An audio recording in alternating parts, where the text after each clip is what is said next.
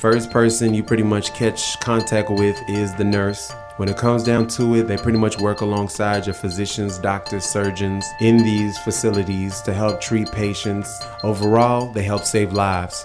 Now fellas, do not get it twisted. Guys can get into nursing, go home, and still fuck chicks. There's nothing strange or gay about it. EMTs are good too because action-wise, with you being first on the scene, you get everything fresh. You get a pregnant lady giving birth and she's leaking and screaming. Or maybe you got a dude who's kind of acting crazy because his weed was laced with something extra and now he's going into a seizure.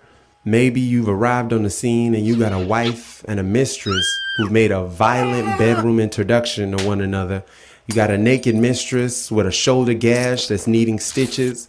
You got a sweaty naked husband with his balls throbbing from wifey's soccer kick. His back is burning and hurting from wifey's nail scratches from back there. And wifey's earring holes are torn completely open. All this. I would think as an EMT, this would be like cable TV for me.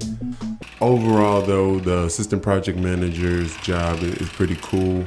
The one thing you may just have to keep in mind, you have to get very used to porta potties. You gotta get used to the idea of porta potties.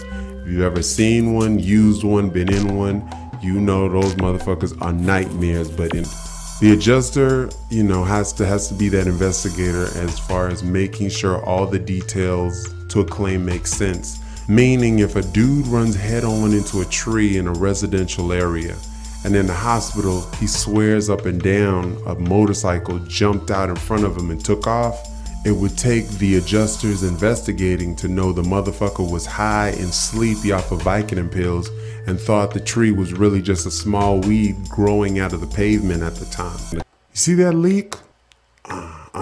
That is actually antifreeze from your water pump. Your water pump is gonna need